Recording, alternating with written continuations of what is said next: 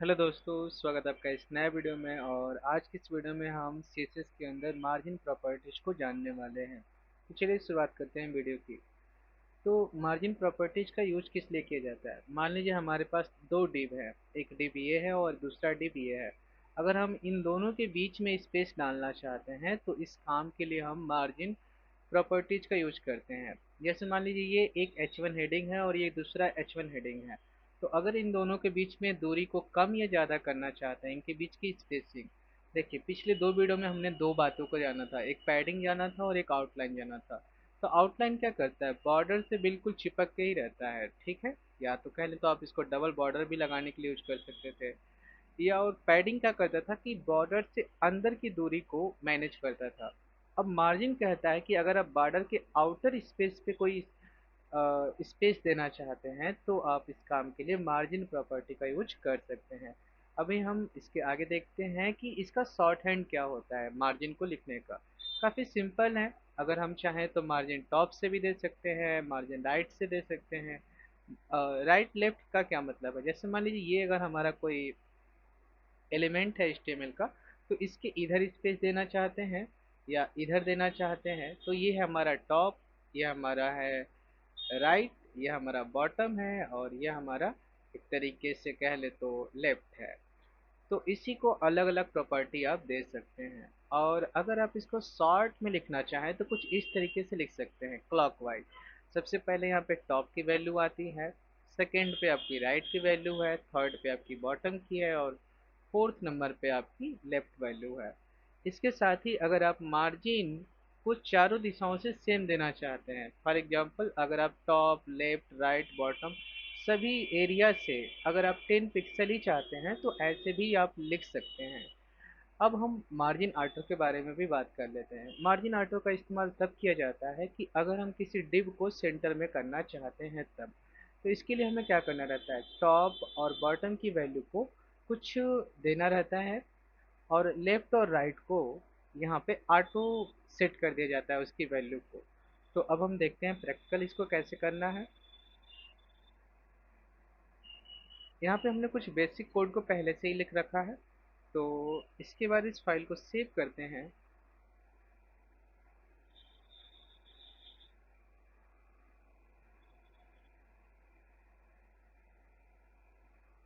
File जब हमारी save हो जाएगी तो इसको ओपन भी कर सकते हैं। ओके। अब यहाँ पे हम एक डिप बना लेते हैं। इसकी आईडी दे देते हैं फर्स्ट। यहाँ पे हम कुछ डमी टेक्स्ट लाना चाहते हैं तो वो हम गूगल क्रोम से उठा लाते हैं। लोरेम इप्सन माप अगर आप सर्च करते हैं लोरेम, तो यहाँ पे एक वेबसाइट मिलती है आपको जहाँ से कुछ डमी पैराग्राफ मिल जाते हैं। हमारे पास वो वेबसाइट खुल चुकी है। इसमें हमें यहाँ पे आके जनरेट लोरेम इप्सम पे क्लिक करना है। इसके बाद यहाँ से हम एक पैराग्राफ कॉपी कर लेते हैं और अपने नोटपैड प्लस प्लस में इसको पेस्ट कर देते हैं। कर्सर को हम पीछे ले आते हैं, फाइल को सेव करते हैं और अब हम जाके इसे रिफ्रेश करते हैं। तो यहाँ पे देखिए बाय डिफ़ॉल्ट क्या होता है कि जो हमारा H1 टैग होता है उसके पास कुछ बाय डिफ़ॉल्ट मार्जिन अवेलेबल होती है टॉप और बॉटम से। इसलिए आप देखेंगे कि इसके और इसके बीच में कुछ स्पेस नज़र आ रहा है। हम एक काम करते हैं, एक दूसरा डिप बनाते हैं। सेम कॉपी करके यहाँ पेस्ट कर देते हैं। इसकी आईडी हम सेकंड दे देते हैं। फाइल फाइल को हमने रिफ्रेश किया तो ये देखिए इन दोनों के बीच में बिल्कुल स्पेस नहीं है। वो इसलिए क्योंकि div टैग को कोई भी बाय डिफ़ॉल्ट स्पेस यानी मार्जिन नहीं मिलता है, जबकि H1 को बाय डिफ़ॉल्ट कुछ ना कुछ मिला होता है। तो अब हम सीखेंगे सबसे पहले कि इन दोनों के बीच में कैसे हम मार्जिन को एडजस्ट कर सकते हैं दोनों div के बीच में। तो हम यहाँ पे आ जाते हैं अपने स्टाइल टैग में। सबसे पहले दोनों सिलेक्टर जैसे आईडी सिलेक्टर है दोनों, तो यहाँ पे हैश साइन का यूज करना होगा। और आईडी का नाम था फर्स्ट और दूसरे वाले का नाम था आईडी का नाम सेकेंड है। तो इसके अंदर हम यहाँ पे फर्स्ट वाले को एक बॉर्डर दे देते हैं। टू पिक्सल सॉलिड रेड, और सेकंड वाले को भी बॉर्डर देते हैं 2 पिक्सल सॉलिड ग्रीन। फाइल को सेव किया हमने और आके यहाँ पे रिप्लेस करते हैं। तो देखिए अभी बॉर्डर आ चुका है, लेकिन दोनों के बीच में स्पेस न होने की वजह से दोनों आसपास में दिख रहा है। तो हम पहले वाले डिव में एक मार्जिन बॉटम वाला प्रॉपर्टी को यूज करेंगे। तो यह रहा हमारा पहला डिव, और यहाँ पे हम मार्जिन बॉटम को यूज करेंगे और कुछ पिक्सल की दूरी लेते हैं, जैसे 30 पिक्सल। फाइल को सेव करते हैं और रिप्लेस करते हैं। देखिए पहले डिव से बॉटम साइड यानी नीचे की साइड से स्पेस मिला है। एक बार हम इसको कम करके देखते हैं, जो 30 पिक्सल था उसको हम 20 पिक्सल करते हैं और रिफ्रेश करते हैं। तो देखिए थोड़ा सा ऊपर जा रहा है, तो इससे हमें ये समझ में आया।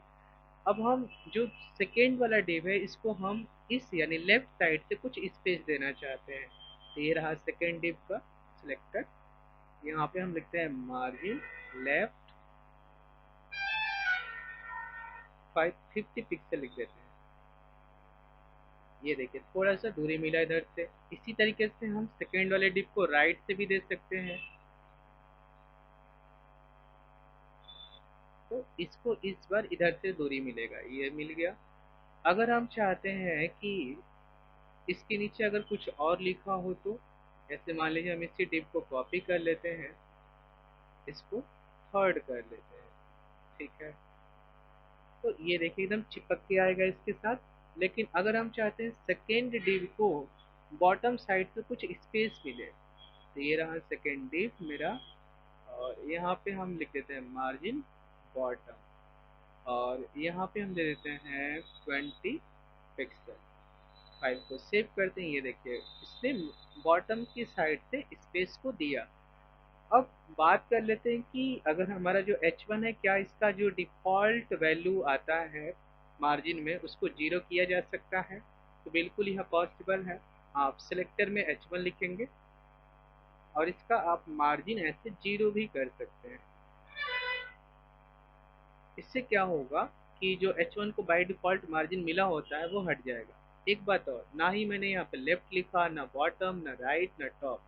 तो अगर आप ऐसा शॉर्ट हैंड यूज करते हैं तो यह क्या करता है, चारों एरिया से मतलब टॉप बॉटम लेफ्ट राइट चारों एरिया से 0 पिक्सल सेट कर देगा।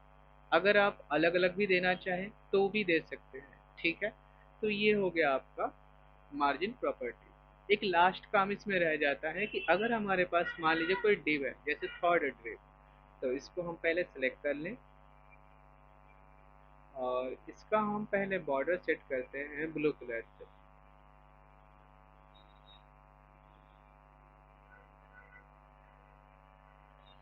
उसके बाद फाइल को सेव करके देखते हैं, ये रहा ब्लू कलर का बॉर्डर। अब अगर हम इसका विथ भी सेट कर दें, विथ से क्या होता है, इसका जो विथ होगा यानी चौड़ाई वो कंट्रोल होता है। मैंने इसको 300 पिक्सल कर दिया। ये कुछ इस तरीके का दिखा रहा है। अगर आप इस डिव को यहाँ ना दिखा के अगर इस सेंटर में दिखाना चाहते हैं तो आप ये काम कैसे कर सकते हैं? उसी के लिए हमारे पास प्रॉपर्टी आता है मार्जिन टॉप। इसके बाद अगर हम इसको टॉप से 0 पिक्सल देना चाहें, मार्जिन बॉटम 0 पिक्सल। अब हम margin right auto, margin left auto. इससे क्या होगा कि यह जो डिव है ना तो ऊपर से स्पेस पाएगा ना ही नीचे से पाएगा। और लेफ्ट और राइट में मैंने ऑटो लिखा, तो ये क्या करेगा, इधर से भी कुछ एरिया ले लेगा अपने आप से, और राइट साइड से भी कुछ एरिया अपने आप से ऑटोमेटिक लेगा, इसीलिए शब्द यूज किया गया है ऑटो का। अब रिफ्रेश करते हैं, ये देखिए ये बॉक्स हमारा सेंटर में हो गया। तो बहुत बार ये क्वेश्चन भी होता है कि किसी डिव को आप सेंटर करके दिखाएं। तो अगर आपने किसी डिव को बनाया, मान लीजिए आपने डिव बना लिया, उसको आपने इतनी प्रॉपर्टी दे दी, तो यह हो जाएगा काम। अच्छा, इसका शॉर्ट हैंड भी आता है। अगर आप चाहते हैं कि इसको शॉर्ट करके लिखा जाए, मतलब ये 4 लाइनें ना लिखना पड़े, तो भी आप लिख सकते हैं। आप बस सिंपली लिख दीजिए मार्जिन और यहाँ पे 0 पिक्सल और ऑटो कर दीजिए। इससे क्या होगा, जो पहली वैल्यू जाती है ये जाती है टॉप बॉटम के लिए, ठीक, और जो दूसरी वैल्यू जाती है ये जाती है लेफ्ट और राइट के लिए। तो लेफ्ट और राइट पे आपने ऑटो बोल दिया और टॉप और बॉटम पे 0 पिक्सल। तो अगर मैं ये चारों लाइनें 9 भी लिखूं तो सिंपल एक लाइन से भी मेरा काम उतना ही होगा। ये देखिए सेम रिजल्ट आ रहा है। तो आई होप आपको मार्जिन का ये कंसेप्ट क्लियर हुआ होगा। अगर आपको ये वीडियो अच्छा लगा है तो वीडियो को लाइक करिए, चैनल को सब्सक्राइब करिए और अपने दोस्तों के साथ जरूर शेयर करें। Thank you guys.